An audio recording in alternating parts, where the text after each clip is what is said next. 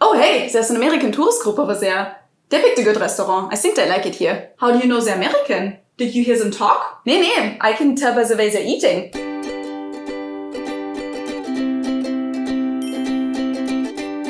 Hallo, Servus, and welcome back to my YouTube channel. My name is Feli. I'm originally from Munich, Germany, but I've been living here in Cincinnati, Ohio, on and off since 2016. Now, what I just showed you in the intro scene with American tourists in Germany also happens to me here in the US. When I'm at a restaurant, I kind of stand out, and it has happened to me before that I was asked if I was European because of the way I eat. Now, of course, this difference doesn't apply to all Americans and all Europeans, as always with these type of things, but it's definitely a cultural difference that's pretty widespread, yet super subtle and not something that a lot of people are aware of. But once you know what to look for, you'll be able to spot Americans in Europe and Europeans in the US with ease. But before I let you in on how you can tell the difference, a big thank you to today's sponsor, Italki, where you can take customized one-on-one lessons with thousands of certified native level language teachers in over 150 different languages. One of the biggest lessons I learned when I first came to the US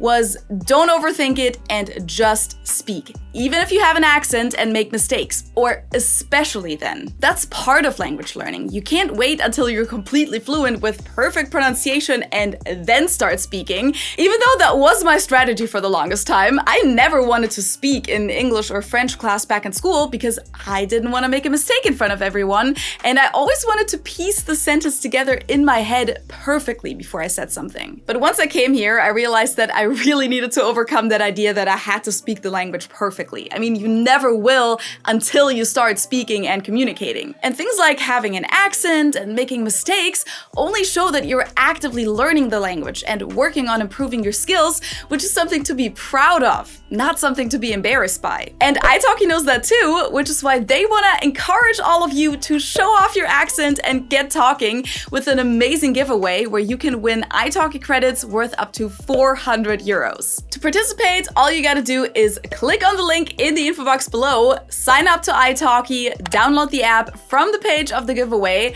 log in, and boom, you're in the giveaway. And if you take a lesson on Italki, you'll even double your chances to win. I'm currently trying to learn some Spanish, and I had an amazing class with Laura from Colombia the other day. She was so great to talk to. She actually just moved from Colombia to Spain, so we got talking about cultural differences right away, which, as you guys know, I find super fascinating, like how the Spanish and Europeans in general are different from South Americans, and what it's like for her having a different accent of Spanish in a new country. And she literally took me by the hand and asked me all about my language learning goals, and then we did some basic Spanish grammar for the first lesson. The red cars.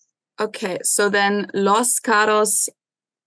Let me practice. Rojos. That was really good. Los carros rojos.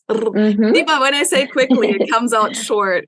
Right, it comes with practice, but you can do it already, so that's good. As you can tell, she gave me super helpful feedback, and it was a lot of fun. And she even sent me some exercises to continue practicing on my own until our next lesson. So it was a great experience, and if you want to improve your language skills to boost your career, ace your tests, or just for fun, just click on the link in the info box below to book your first lesson with Italki and follow the steps for a chance to win credits worth up to 400 euros. Now, what is this big, mysterious difference in how Americans and Germans eat? Let's take a look at this Instagram story that I posted a few months ago of Ben, my American boyfriend, and me, a German, at brunch. This was his plate as he was eating. Apparently this was French toast. Glad I wrote that down. I don't think I would have recognized it otherwise. And this was me eating my pancake. Can you spot the difference? Let's do another example with something savory, like steak. Wait, I'm vegetarian. Let's do a vegetarian burger patty for me instead, but the concept stays the same. Ben goes ahead and cuts up a piece of the steak, knife in his right hand, fork in the left. Then he puts the knife down, switches the fork to his right hand, and eats the piece with just the fork.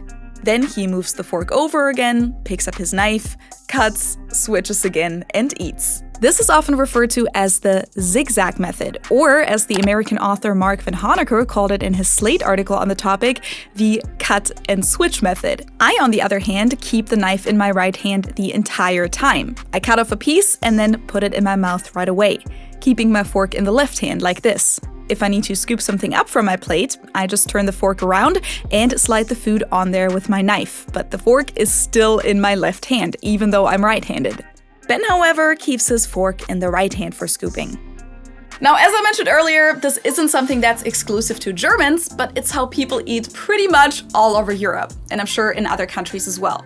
In fact, it's actually the Americans that are the outliers here. Ironically, Americans initially got this habit from Europe, from the French to be precise, who, as food scholar Dara Goldstein describes it, were considered the arbiter of elegance at the time. Before forks became common at European dining tables, most people just used a knife and, if needed, a spoon to eat. The Italians started using forks around the 11th century due to pasta becoming a big part of their diet, and by the 16th century, it was pretty universal among all societal classes in Italy. From there, it then spread to other southern European countries like Spain, Portugal, and France, but the rest of Europe didn't fully adopt the fork until the 18th century. Now, apparently, around that time, it had become fashionable in France to put the knife down after cutting and switch the fork to the right hand to eat. One possible explanation for this is that historically, knives were often considered a threat. So for good manners, you wanted to keep the knife out of your hand as much as possible. That's also why people were accustomed to putting their knives down with the blade facing them, which, if you think about it, is still how we do it today. Author Mark van Honecker found a few more factors that may have been relevant here. It's also possible that, it was considered more delicate to eat with your dominant hand, which for most people, of course, is their right hand. He also brings up that the perception of the left hand being unclean in many cultures could have played a role here as well. And he quotes author Harry Mount, who wrote a book called How England Made the English. Greater inefficiency can infer greater elegance. So maybe it was considered fancy just because of how unnecessarily elaborate it was. Regardless of the reason behind it, fact is, Americans adopted this fancy habit from the French in the 19th century, right when the French themselves were about to drop it. Apparently, a French etiquette book from 1853 already stated that the new trend was not to switch. So all throughout Europe, people started keeping the knife in their right hand throughout the entire meal. But this switch never made it to the US, which is why today we differentiate between the American style of eating and the European, or also called continental style. So just like with imperial measurement units, the American eating etiquette does have its origins in Europe, but while Europeans decided to move on from it over 150 years ago, the only ones that are still holding on to it today are Americans. And to us modern day Europeans, it seems a little impractical, to be honest. Another difference between the two styles is the placement of the left hand whenever it's not in use. So in the American style, every time you put down your knife, you then typically put your left hand underneath the table on your lap, which in Europe, on the other hand, is a big no-no. Your hands are always supposed to be visible there, so if you eat something like pasta or soup where your left hand is free, you just place it on the table next to your plate. Now, even though you'll still see lots of people in the US who cut and switch, experts are observing that this is slowly becoming outdated, and more Americans, especially the younger ones, are using the more efficient European style, or they're mixing different styles according to their own preferences. So to get back to our steak example, you might see people cut up the entire steak all at once and then switch their fork to start eating it, like Ben does with his breakfast food. Which I'm thinking might be a way to take the traditional American method and make it a little more efficient. But you'll also see some people here do it the European way and just leave their fork in the left hand as they cut and eat. Now, just a heads up for all of you who like to cut everything up at once and then eat it. In Europe, that's usually something that you only do for kids. So if you come to Europe and do that at a restaurant, don't be surprised if you get a few weird looks. I mean, it's up to you if you care about that or not. I feel like it's just fair to point that out, but it's not like they're going to kick you out of the restaurant. Except if you're in Italy and do this with your spaghetti and you're not 8 years or younger, I feel like they might actually kick you out of the country. And I know that some Americans do cut up their spaghetti or break them in half before boiling them, which in Germany is definitely considered weird.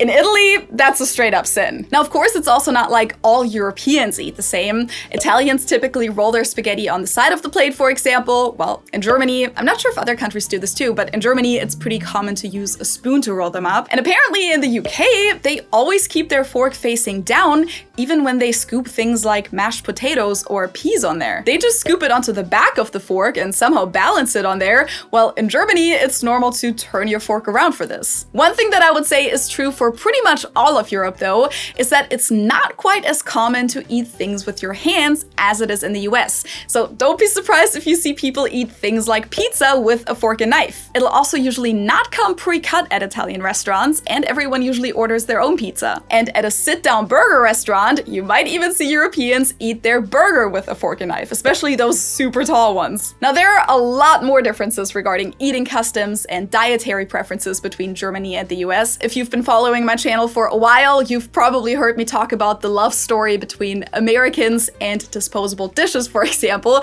which most Europeans find a little dubious. Or we could talk about what time people eat dinner in the US compared to other countries, or how much value is put on the ritual of eating. Like how in France, lunch breaks are often between 1 and 2 hours compared to 30 minutes in the US, and people despise eating on the go. But all of that might be for another video. In the meantime, if you want to find out more about the reasons why Americans have a bigger problem with obesity compared to Germans, make sure to check out this super interesting video by Nauf. Now, what other differences in eating habits and table etiquette have you noticed between cultures? I'd be super curious if maybe I missed something between Germany and the US, or if there are some differences within Europe that I've never noticed before. Put it in the comments below, and thank you guys so much for watching. Don't forget to subscribe, share a super thanks down below if you want to, and follow me on my other platforms. And with that, I hope I'll see you next time. Tschüss!